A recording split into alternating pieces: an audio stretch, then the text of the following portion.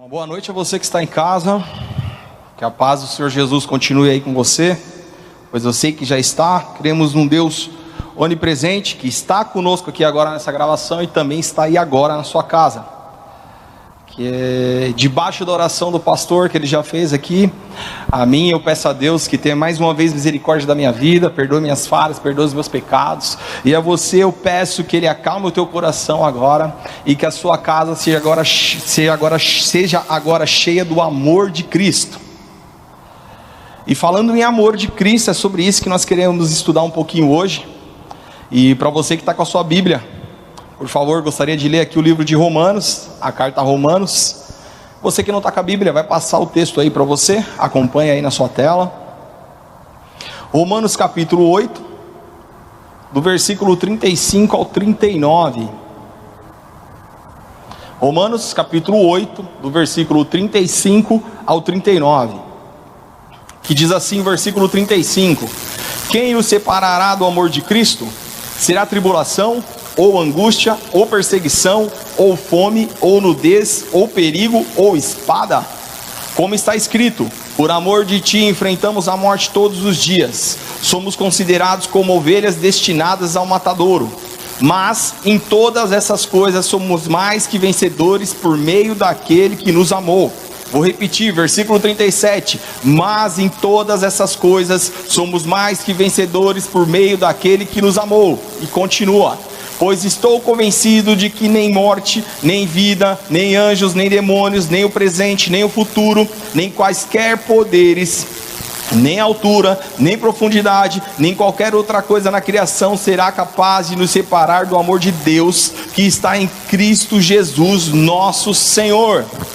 Esse é o amor que eu e você precisamos ter mais a cada dia. Porque segundo o versículo 37, em todas essas coisas somos mais que vencedores. E de repente você está aí pensando na sua casa: mas como eu sou mais que vencedor? Talvez ele não tenha percebido ainda a pandemia que a gente está passando. Talvez ele não tenha percebido ainda a dificuldade que o mundo está passando. De repente o desemprego chegou na sua casa. De repente a doença chegou na sua casa. De repente até a morte chegou na sua parentela. E eu venho hoje aqui e digo para você que em todas essas coisas, mesmo nessa tribulação, mesmo nessa dificuldade, somos mais que vencedores. Mas como eu sou mais que vencedor em meio a toda essa loucura, em meio a tanta coisa ruim que está acontecendo? O próprio versículo 37 te responde: por meio daquele que nos amou. E quem foi que nos amou? Quem tem esse amor tão grande? Quem pode me conceder esse amor tão grande que me torna mais do que vencedor, mesmo em meio a toda essa loucura? E o versículo 39 responde: Cristo Jesus, nosso Senhor. Meu irmão, independente da situação que você estiver passando, independente do problema que você está passando, se você entender que Cristo te ama, quando entendermos que o amor dele por nós é incondicional, simples assim, o amor dele pela minha vida e pela tua vida é incondicional, ponto, não se fala mais isso, porque não é qualquer amor. O amor de Deus por você não é qualquer amor. Segundo Efésios 3, do 17 ao 19, diz o seguinte: Paulo mandou aqui uma carta a Efésios e está dizendo o seguinte: para que Cristo habite no coração de vocês, mediante a fé, e oro para que, estando arraigados e alicerçados em amor, vocês possam, juntamente com todos os santos, compreender a largura, o comprimento, a altura e a profundidade desse amor, e conhecer o amor de Cristo que excede todo entendimento, para que vocês sejam cheios de toda a plenitude de Deus. Note que o versículo 19 diz que o amor de Cristo excede todo entendimento. Você não tem, por mais que você ame muito seu filho, por mais que você ame muito sua esposa, seu esposo, por mais que você ame muito seus pais, você não consegue ter ideia do tamanho do amor de Deus por você, porque ele excede todo entendimento. Paulo tentou aqui explicar esse amor, mas não teve muitas palavras, porque ele é largo demais, ele é comprido demais, ele é profundo e alto demais. Nada do que você possa entender como amor, nada do que você já tenha sentido de amor por alguém, é nada perto do tamanho do amor de Deus por você. E sendo esse amor meu porto seguro, sendo esse amor onde eu deposito a minha confiança, sendo esse amor onde eu deposito a minha esperança, isso torna-se um ato de fé. Eu olho para o tamanho desse amor, eu sinto o tamanho desse amor e acredito nesse amor, acredito no amor de Deus por mim, que é esse amor que me guarda, que é esse amor que cuida de mim, que é nesse amor que eu estou seguro, é nesse amor que eu vou ser mais do que vencedor em todas as coisas, mesmo em meio à dificuldade, mesmo em meio aos problemas. Isso torna-se um ato de fé. E qual é o problema em se tornar um ato de fé? O problema é que toda declaração de fé é colocada à prova. O que é fé? Vamos entender o que é fé. Em Hebreus 11, Paulo diz o seguinte: ora, a fé é o firme fundamento das coisas que se esperam, e é a prova das coisas que não se veem. Eu nunca vi Jesus, eu nunca vi Deus, eu nunca toquei Jesus, eu nunca toquei Deus, mas eu sinto constantemente na minha vida, esse amor alto, profundo, largo e comprido, eu sinto ele a cada momento na sua vida, na minha vida. Eu sei que você sente ele. Se você parar para analisar, você vai saber que a cada minuto da sua vida Deus está aí, cuidando da tua vida, cuidando da tua família, cuidando dos teus negócios, e mesmo em meio a essa loucura, ele tem te dado saúde, e mesmo aqueles que adquiriram esse vírus, ele foi lá, ele cuidou, ele deu saúde, ele deu renovo. Mesmo eu não tocando, mesmo eu não vendo, eu sinto 24 horas por dia o amor de Deus na minha vida, e sei que você sente também. Mas a fé é diferente da ciência. Para eu provar algo científico, eu tenho algo ali palpável, onde eu levo para um laboratório e defino há quanto tempo aquilo tem, de onde veio, como funciona. Ou seja, eu tenho algo palpável para afirmar que aquilo é assim ou é assado. A fé eu não tenho como, esse amor eu não tenho como levar para um laboratório e definir se ele é legítimo, se a minha fé em Deus é legítima ou não tenho como levar para um laboratório. Então isso se torna uma declaração de fé. Mas para que eu saiba a genuinidade, o quanto é genuína a minha fé e o meu amor em Deus, a única forma é passando por dificuldades, a única forma é colocando essa fé, esse amor à prova. E daqui vamos partir para o nosso estudo de hoje. O tema de hoje seria a recompensa da fidelidade em Deus. O que define até onde eu vou caminhar com Deus, ou se desisto no meio do caminho, é o quanto eu me deixo ser influenciado por esse amor. Porque a medida pela qual eu sou influenciado por esse amor estará diretamente ligada ao quanto eu serei fiel a Deus. O quanto eu me deixar ser inundado, o quanto eu deixar o amor de Deus invadir a minha vida, vai estar diretamente ligado à minha fidelidade a Ele. Porque quanto mais eu sinto o amor dEle, quanto mais eu sei que Ele me ama, mais segurança eu sinto dentro de mim, mais certeza eu sei que tem um Deus grande me guardando, e isso vai aumentar a minha fé sobre Ele. Lembre-se, eu não preciso ver, eu não preciso tocar, eu o sinto constantemente na minha vida, e sei que você também o sente constantemente na sua vida, porque se você não sentisse esse amor, você não estaria aí agora assistindo a esse culto, assistindo a essa gravação. Então você também sabe que o amor dele está aí constantemente na sua vida. Deus não tem medida para nos amar. Note que não tem limites, é profundo demais, é alto demais, é largo demais. Ele não tem medidas para derramar o amor dele sobre a tua e sobre a minha vida. Então qual é o problema? O problema é que nós colocamos medidas para receber esse amor. Deus está querendo derramar muito amor sobre você, Deus está querendo derramar por completo, Deus está querendo te encher por completo, mas nós deixamos a situação, nós deixamos o momento que estamos passando definir o quanto eu vou ser cheio desse amor. Por mais que Deus queira me entregar, por mais que Deus queira derramar por completo na minha vida, por mais que Ele queira ser pleno em minha vida, eu olho para a situação, olho para um lado e olho para o outro e defino: poxa, Deus é até grande, mas dali o problema parece ser maior. Poxa, dificuldade que eu estou passando, Ele diz que me ama, Ele diz que é completo, mas olha, por que eu estou passando por isso? Por que eu estou passando por aquilo? Meu irmão, não tenha medidas para receber o amor de Deus na tua vida. O espaço onde você deveria estar cheio do amor de Deus, você está deixando ser preenchido pelas más notícias, você está deixando ser preenchido pelo medo, você está deixando ser preenchido pelas pessoas falando: olha que está ruim, olha que muitas pessoas vão morrer, olha que muitas pessoas vão ficar desempregadas. Eu sei que está difícil, mas não permita que as más notícias, não permita que esse período ruim que estamos atravessando ocupe o lugar no teu coração, na tua mente, que na verdade deveria estar sendo cheio e completo do amor de Deus. Não dê medidas para o amor de Deus sobre a tua vida. Ele não tem medidas para derramar o amor dele por você. Não coloque você medidas, não coloque você limites do amor de Deus na tua vida. E por que eu preciso tanto desse amor? Por que você precisa tanto desse amor? Porque esse amor cura as feridas, esse amor cura traumas, esse amor cura frustrações, doenças. Esse amor me faz continuar seguindo mesmo em meio a essa pandemia. Esse amor me faz continuar acreditando e tenho fé que tudo vai se resolver. Esse amor tudo pode. Quando você coloca sua confiança em Deus, tudo se pode. Inclusive passar pelo deserto, inclusive passar pela tempestade, inclusive passar pelas dificuldades. No amor de Cristo eu tudo posso. E algo que esse amor é especialista em fazer é construir histórias. Esse amor é especialista em construir histórias. Meu irmão, de repente você nunca deixou Deus construir a tua história. De repente você nunca entregou o lápis na mão de Deus para falar: Senhor, escreve você a minha história, escreve o Senhor a minha história.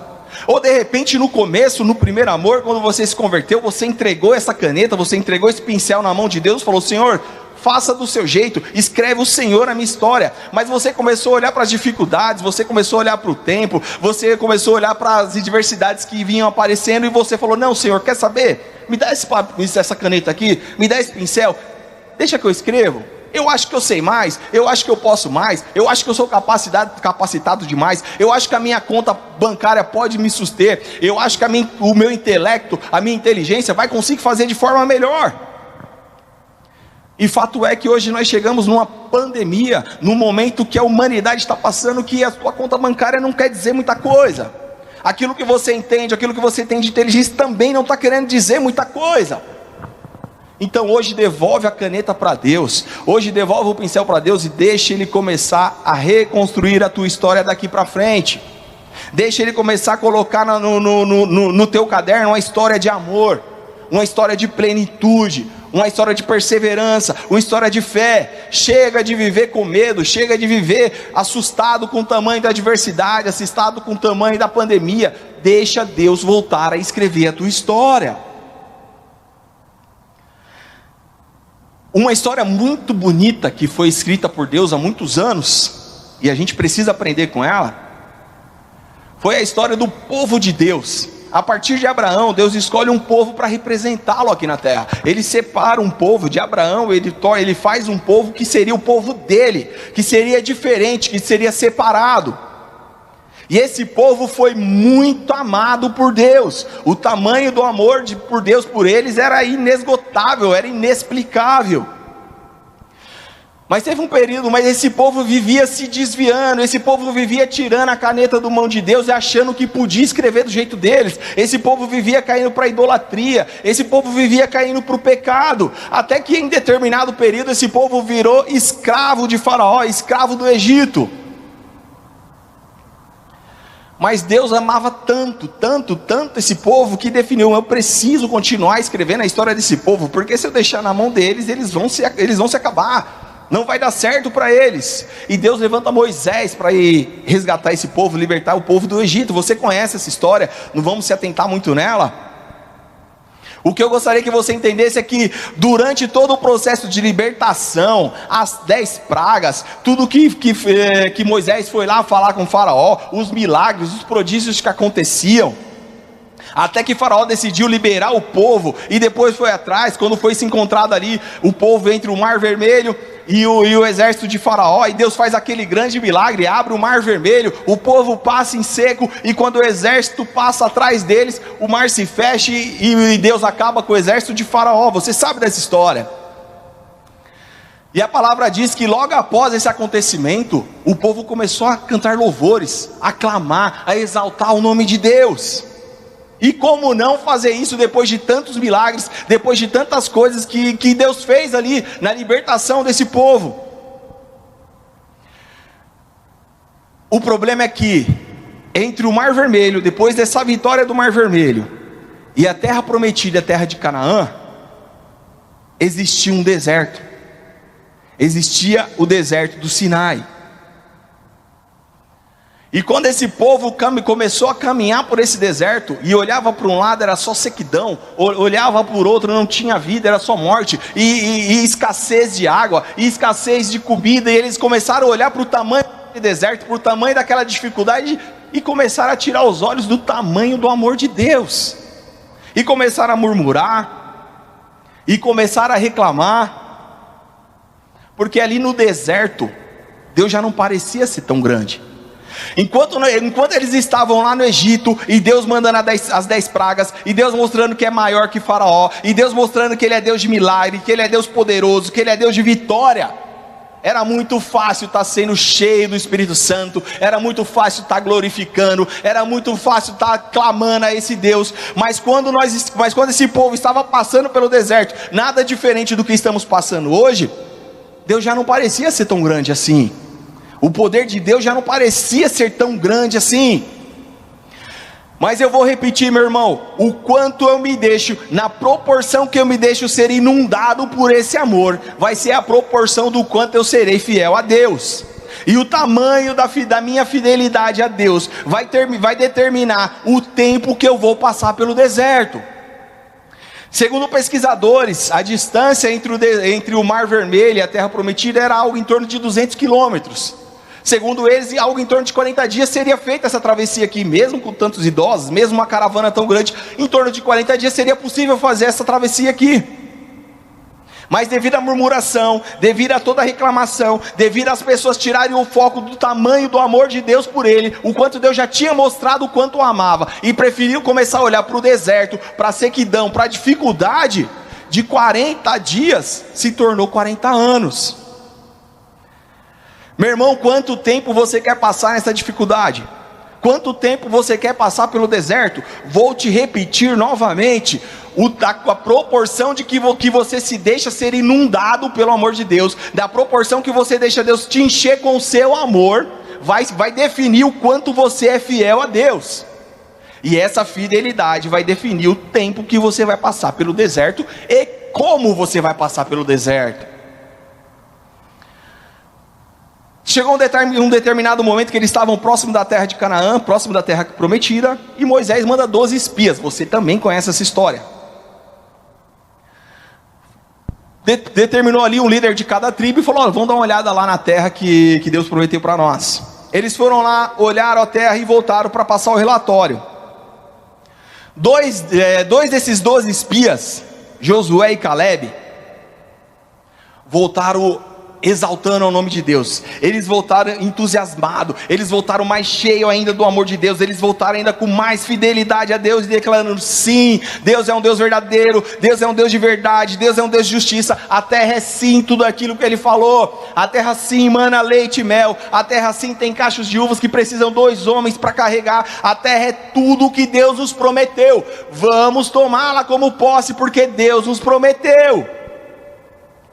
Mas por outro lado, 10 desses 12 espias voltaram com um relatório incrédulo.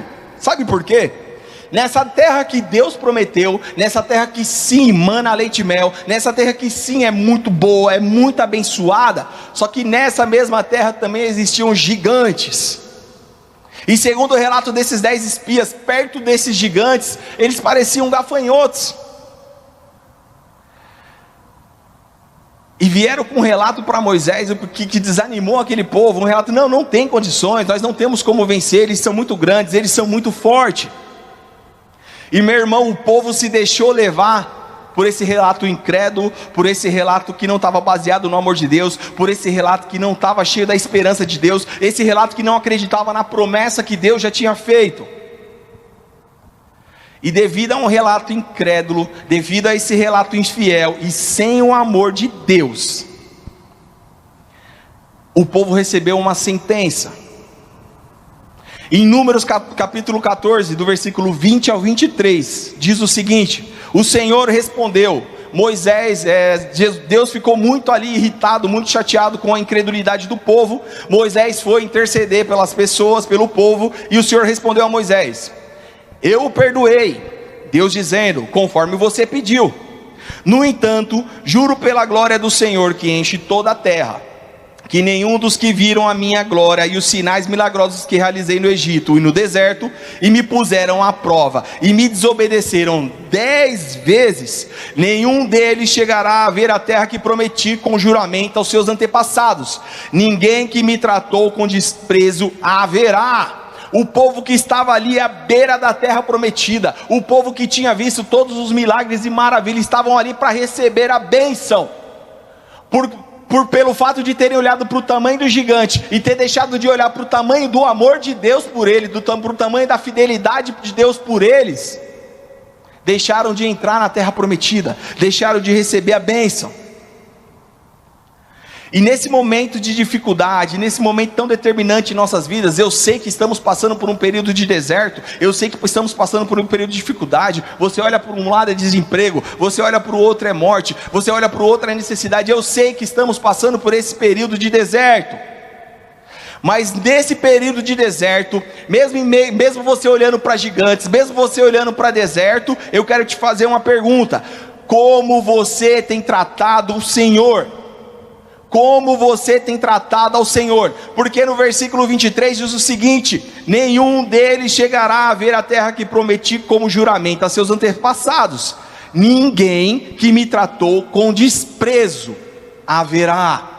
Como você, nesse período de deserto, nesse período de dificuldade, eu te pergunto, como você tem tratado ao Senhor? Você tem olhado para o tamanho do amor dele, que é alto, que é largo, que é profundo, ou você tem preferido ser incrédulo, ou você tem preferido ser infiel à palavra dele, ou você tem preferido não acreditar que ele te ajuda, que ele está contigo, que ele te protege, que ele te cura? Será que você não tem tratado mal ao Senhor? Note que todos aqueles que trataram mal ao Senhor, que desprezaram o nome de Deus, receberam a sentença de não entrar na terra prometida. Mas, meu irmão, também houve uma sentença na vida de Caleb. Caleb foi um dos dois que vieram: não, sim, a terra é boa, eu confio em Deus, ele nos prometeu e nós vamos tomá-la. Caleb também teve uma sentença na sua vida. A fidelidade de Caleb ao Senhor, a confiança de Caleb ao Senhor, o fato de Caleb continuar sendo cada dia mais cheio do amor de Deus, se permitindo ser cheio do amor de Deus, também gerou uma sentença sobre a vida dele. E essa sentença está em Números capítulo 14, versículo 24, que diz assim: mas como o meu servo Caleb, que tem outro espírito e me segue com integridade, eu o farei entrar na terra que foi observar, e seus descendentes a herdarão. O que me chama a atenção nesse trecho aqui é o seguinte: mas como o meu servo Caleb tem outro espírito. Mas espera aí, como outro espírito? Estamos falando do povo de Deus, estamos falando do povo que Deus escolheu para ser seu, estamos falando de cristãos, estamos falando de crente, estamos falando de pessoas que até 2 semanas atrás estava vindo no culto de domingo, vinha no culto de quinta, orava e louvava o nome do Senhor. É dessas pessoas que estamos falando. E como o texto vem me dizer que Caleb tinha outro espírito, vamos lembrar daquela história de Pedro. Passar rapidinho aqui, Jesus está perguntando: quem diz que sou? Aí Pedro se levanta: tu és o Cristo, Filho do Deus vivo. E Jesus fala para Pedro: sim, foi o Espírito, foi só o Espírito de Deus que pode ter te revelado isso. Ou seja, você está com o Espírito de Deus, só Ele pode ter te revelado isso. Capítulos para frente, Jesus está ali conversando com versículos para frente, coisa de 3 ou 4 versículos. Jesus começa a falar aos discípulos: olha, é necessário que o Filho do Homem seja morto, é necessário que eu sofra, e assim, assim, assado. E Pedro se sente bom o suficiente para chamar Jesus de canto e começar a repreendê-lo. Não, Senhor, nós não vamos permitir que isso aconteça. Não, Senhor, jamais, nós estaremos contigo. E sabe o que é mais interessante? É que aos olhos carnais, se você for analisar essa situação de forma normal, a atitude de Pedro é uma atitude boa. Ué, quem não queria proteger o seu mestre? Quem não ia gostar de proteger um filho? Quem não ia gostar de proteger um pai? Alguém que você ama? Só que no mesmo momento Jesus fala para Pedro: para trás de mim, Satanás. Você enxerga as coisas com os olhos carnais, você não entende nada espiritual. Note que o mesmo Pedro, que há minutos antes estava com o Espírito de Deus, nesse momento Jesus fala que era o Satanás que estava agindo na vida dele. A pergunta de hoje é: qual o espírito que anda influenciando você, meu irmão? Em meio a essa adversidade, em meio a toda essa situação que é ruim, que é grande demais para nós mesmos, é grande demais para mim, eu não sou capaz de lidar com ela. Mas qual é o espírito que eu ando deixando me influenciar referente a ela? É o espírito do medo, é o espírito de que tudo vai dar errado, é o espírito da televisão que está dizendo que tudo vai acabar, é o espírito do desemprego, é o espírito do eu não sei o que eu vou comer amanhã? Ou você anda se deixando influenciar pelo Espírito de Deus que está te dizendo: nada na tua casa vai faltar, eu cuido da tua saúde, eu cuido da tua família, eu cuido da segurança? Qual espírito você tem se deixado influenciar? Meu irmão, as promessas e os propósitos de Deus em nossas vidas continuam de pé, independente de você estar passando pelo deserto ou já está na terra prometida. Não faz diferença para Deus, ela continua de pé na tua vida. Só que quando estamos passando por um deserto e precisamos pegar a nossa bênção, precisamos chegar, entrar na terra prometida, cabe a nós enfrentarmos os gigantes. Deus já me prometeu vitória, Deus já me prometeu que aquela terra prometida é minha, mas cabe a mim, cabe a você enfrentar os gigantes que estão naquela terra. Note que há 40 anos atrás, Caleb voltou, deu ali um relatório bom e Deus prometeu para ele: olha, essa terra vai ser sua. 45 anos depois, todos aqueles que foram incrédulos morrendo, e chegou o momento. Deus chama Josué e diz: olha, pode entrar na terra prometida, chegou a hora. E Caleb lembra para Josué, Josué lembra: 45 anos atrás, Deus prometeu o Monte Hebron para mim. Então, enquanto eles estavam fazendo ali divisão de quem ficaria com qual parte da terra, Caleb fala: olha, 45 anos atrás, Deus prometeu o Monte Hebron para mim. Ei, não faz diferença o tempo que Deus prometeu a você. Não faz diferença o tempo que passou desde a promessa de Deus. Parafraseando aqui Hernandes Dias Lopes: promessa de Deus e realidade é a mesma coisa. O tempo para Deus não respeita tempo. Deus vai e volta. O tempo de Deus é o Kairos, não é o Cronos. Se Ele te prometeu, não importa se foi há 10, 20 ou 40 anos atrás, é realidade na tua vida. Creia nisso.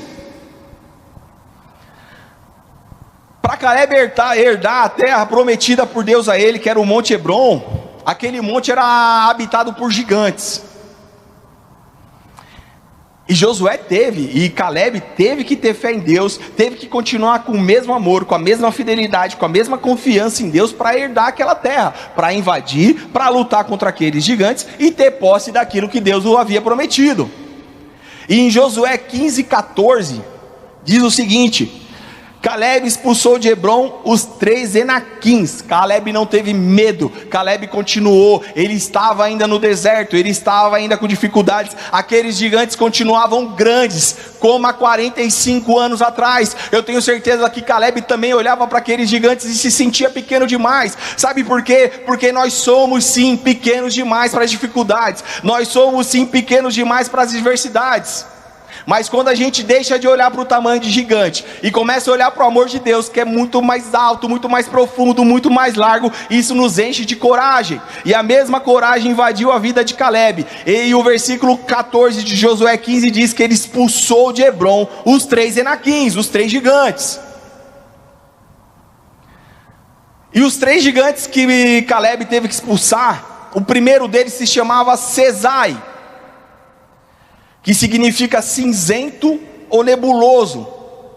Nada diferente do tempo que a gente está passando agora. Estamos vivendo um tempo nebuloso, um tempo com muitas incertezas, um tempo que ora abre, ora fecha, ora pode, ora não pode, um tempo totalmente incerto, nada diferente. Se essa história tivesse sido escrita hoje, ela estaria tranquila, normalmente rolando aí. Mas em Salmos 23:4, se na época de Caleb já existisse os Salmos, eu tenho certeza que ele ia caminhar para aquele monte, ia caminhar para aquela terra, declarando o seguinte: Salmos 23:4: mesmo quando eu andar por um vale de trevas e morte, não temerei perigo algum, pois tu estás comigo, a tua vara e o teu cajado me protegem. Eu tenho certeza que mesmo em um cenário cinzento, nebuloso e de adversidades, como que estamos vivendo agora, nós precisamos continuar acreditando em Deus, pois Ele continua conosco. Seja na terra prometida, seja no deserto, seja em alto mar, nas tempestades, Deus continua conosco. O segundo gigante que Caleb teve que enfrentar e expulsar daquela terra se chama Aimã, que significa irmão da mão direita, que simboliza a força da carne. E se Crônicas já tivesse sido escrita, eu tenho certeza que Caleb ia estar caminhando para aquele monte, declarando, segundo Crônicas 32, do 7 ao 8, sejam fortes. Eu tenho certeza que ele está falando isso para os seus filhos, para aqueles que estavam ali com ele, caminhando para aquele monte. Ele está declarando: sejam fortes e corajosos, não tenham medo nem desanime por causa do rei da Síria e do enorme exército que com ele está, pois conosco está um poder maior do que o que está com ele. Com ele está somente o poder humano. Note o nome do segundo gigante, simboliza a força da carne. Ele pode ter um exército muito grande, esse gigante pode ser muito grande para você, e eu sei que é grande para você, porque também é grande para mim. Mas continua o versículo: conosco está o Senhor, o nosso Deus, para nos ajudar e para travar as nossas batalhas. E declarando isso, o povo ganhou confiança com o que disse Ezequias, o rei de Judá. Ei, meu irmão, eu sei que é grande, eu sei que de repente você está passando por um desemprego, de repente você está passando pela doença, de repente você está enfrentando até morte na tua parentela, mas creia que o Senhor continua contigo. Não queira usar armas materiais, não queira usar armas carnais para guerras espirituais. Você precisa entender o momento de usar armas carnais e os momentos espirituais. Meu irmão, se é grande demais para você, aprenda aqui com essa história do rei Ezequias. O exército era grande demais. Aprenda com a história do povo que preferiu olhar para o gigante. Caleb também viu aquele gigante grande demais. E já que não dá para o meu braço, já que não dá para a minha força, eu vou buscar armas espirituais. Eu vou pedir ajuda daquele que é grande demais, que é profundo, que é alto, que é largo, que é muito comprido, que é muito maior do que exército, que é muito maior do que gigantes. Não use armas carnais para guerras espirituais. O terceiro gigante que ele teve que enfrentar se chamava Talmai, que significa consugo, com rugas, velhice. Representa a velhice espiritual, a fraqueza, o desânimo espiritual. De repente, assim como Caleb, já faz 45 anos que Deus te prometeu, já faz 20, já faz 30, enfim. De repente você tem orado, de repente você tem pedido, e essa tua vitória, essa tua bênção não chega, a terra prometida não te é dada. E você se pega num momento, né, passando por esse deserto, que você começa a cansar, que você começa a ficar enfraquecido, que você começa a ficar desanimado. Meu irmão, que isso caia por terra hoje, porque eu tenho certeza que Caleb já estava esperando essa promessa há 45 anos. Quando ele entrou naquela terra prometida, ele já tinha 85 anos. E se o livro de Isaías já tivesse sido escrito, eu tenho certeza que ele ia ir proclamando Isaías 40, do versículo 27 ao 31. Porque você reclama, ó Jacó, E por que se queixa, ó Israel? O Senhor não se interessa pela minha situação, o meu Deus não considera a minha causa. Quantas e quantas vezes a gente fica nesse chororô: ai, Deus não olha para mim, ai, Deus não cuida da minha causa, olha o que eu estou passando, olha o que eu estou sofrendo. Mas Deus responde para você no versículo 28, será que você não sabe? Nunca ouviu falar? O Senhor é o Deus eterno, o Criador de toda a terra. Ele não se cansa nem fica exausto, sua sabedoria é insondável. Ele fortalece ao cansado e dá grande vigor ao que está sem força. Até os jovens se cansam e ficam exaustos, e os moços tropeçam e caem. Mas aquele que espera no Senhor renova suas forças, voam bem alto como águias, correm e não ficam exaustos, não andam e não se cansam. Se você está cansado, se você está desanimado, se já faz muito tempo que você tem orado por determinada situação e não está chegando, e você tem desanimado, você tem enfraquecido, ei, renove as suas forças no amor de Deus. Não coloque limites para o amor de Deus na tua vida, porque Ele não tem limites para derramar amor sobre a tua vida. Não seja você a colocar limites em receber. Meu irmão, Deus tem renovo para nós. Se permita ser inundado pelo seu amor. Continue firme, mesmo nessa caminhada do deserto. Como eu já disse, para Deus não faz diferença se você está passando pelo deserto ou já está na terra de Canaã. Ele continua sendo Deus na tua vida e na minha vida. Continue, insista, tenha renovo, se encha cada vez mais do amor de Deus, porque como eu disse e vou repetir, a minha fidelidade a Deus está diretamente ligada ao quanto eu me deixo ser preenchido pelo amor deles. E como nós vimos aqui na história de Caleb, Deus recompensa aqueles que são fiéis a Ele. Que nesse momento de dificuldade, nesse momento aí que a gente anda tão preocupado, e sim, os gigantes são grandes, sim, o deserto parece não ter fim, mas que o Espírito Santo possa ter falado contigo aí essa noite, o Espírito Santo possa ter falado contigo aí na tua casa, e que você entenda que mesmo em meio ao deserto, mesmo em meio a tantas dificuldades, mesmo em meio a tantas incertezas, o amor de Deus continua sem limites na tua vida, Ele continua derramando sem medidas na tua vida. Cabe a você se preencher por completo. Se preencha, não coloque limites, não coloque medidas para o amor de Deus sobre a tua vida. Amém? Eu quero orar por você para a gente terminar aqui. E a minha oração vai ser para que Deus realmente abra o teu entendimento e abra o teu coração. Que tudo aquilo que está sendo preenchido com preocupação, tudo aquilo que está sendo preenchido por medo, por incertezas, seja repreendido e expulso agora em nome do Senhor Jesus. E que você seja repleto e pleno do amor de Deus na tua vida. Senhor, eu te agradeço por esse momento, Pai. Eu te agradeço, Senhor, por essa pessoa que parou ali para ouvir a tua palavra. Eu te agradeço por ter me permitido ministrar aquilo que tu tem colocado no meu coração, Senhor. E que em nossas vidas, Pai, nós possamos ter o entendimento de que necessitamos ser cada dia mais cheios do teu amor. Precisamos, Pai, tirar de nós tudo aquilo que não provém de ti, tudo aquilo que não é bom para nós, Pai, tudo aquilo que o mundo está querendo nos encher, Pai. Mas que nós possamos nos esvaziar e sermos cada dia mais cheios do teu amor, cada dia mais cheio do teu Espírito Santo, porque não é deserto ou terra prometida que define quem tu és o mesmo ontem, hoje e eternamente, Pai. Portanto, que o nosso amor, que a nossa confiança e a nossa fidelidade em ti possa aumentar cada dia mais, Senhor. Precisamos ser cada dia mais cheios do teu Espírito Santo, Senhor. Ensina-nos a nos esvaziar de nós mesmos, dos nossos medos, dos nossos receios, dos nossos achismos, daquilo que a gente acha que é, Senhor. Ajuda-nos a nos esvaziarmos disso e sermos cheios e repletos do teu amor, da esperança em ti, da confiança em ti, Pai. Nos dê cada dia mais fidelidade ao teu nome. É disso que precisamos, Pai. Ajuda-nos, Pai. Ajuda-nos, porque nós também olhamos para esses gigantes e somos pequenos demais para ele. Mas quando olhamos para o teu amor, que é profundo demais, que é alto demais, que é largo demais, não há deserto, não há gigante que se compare a ti.